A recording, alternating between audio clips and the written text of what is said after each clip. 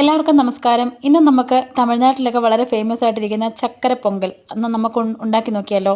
നമ്മുടെ അരിപ്പായസമായിട്ട് വളരെയധികം സാമ്യമുള്ള ഈ ചക്കര പൊങ്കൽ എങ്ങനെ ഉണ്ടാക്കുന്നത് നോക്കാം.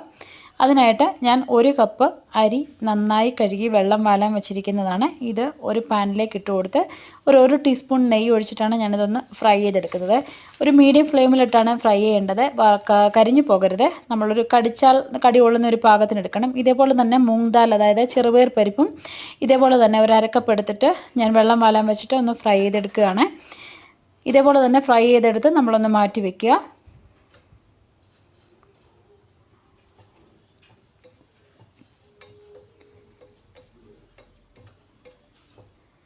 ഇനി നമ്മൾ ഇവിടെ ഒരു കുക്കറിലേക്ക് ഇട്ടാണ് ഇത് വേവിച്ചെടുക്കുന്നത്.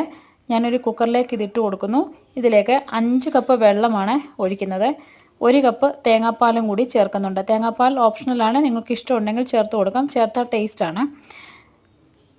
ഈ വെള്ളം കൂടെ ഒഴിച്ചു കൊടുത്ത് നമ്മൾ കുക്കർ ഒരു മീഡിയം ഫ്ലെയിമിൽ വെച്ച് ഒരു 2 വിസിലാണ് വേവിച്ചെടുക്കുന്നത്.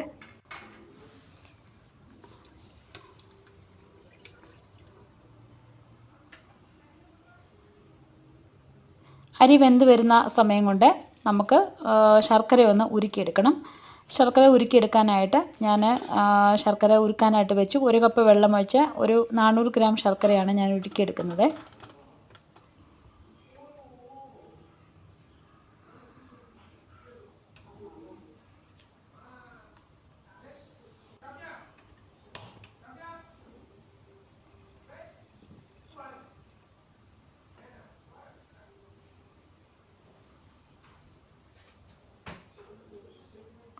ഇവിടെ ഇപ്പം അരിയും പരിപ്പുമൊക്കെ നന്നായിട്ട് വെന്തിട്ടുണ്ട്. ഇനി ഇതൊന്ന് നന്നായിട്ട് അങ്ങ് തിക്കായിട്ട് കുറുകിപ്പോയി. അപ്പോൾ നമുക്ക് കുറച്ചുകൂടെ വെള്ളം ഒന്ന് ലൂസായിട്ട് വേണം, അല്ലെങ്കിൽ ഇതൊക്കെ ഒത്തിരി അങ്ങ് പറ്റിപ്പോകും. അതിനായിട്ട് ഞാൻ ചൂടുവെള്ളം 1 കപ്പ് ഒഴിച്ചു കൊടുത്തു. ഇതിലേക്ക് ശർക്കര പാനിയും കൂടെ ചേർത്ത് നമുക്ക് നന്നായിട്ട് അങ്ങ് തിളപ്പിച്ചെടുക്കണം.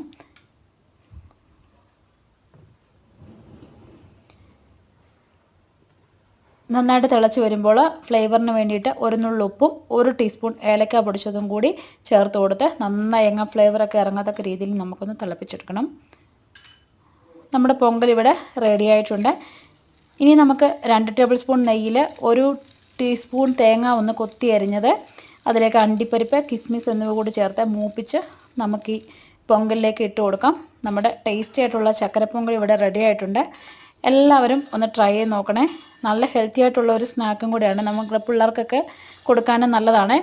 അപ്പം happy Pongal. Thank you for watching.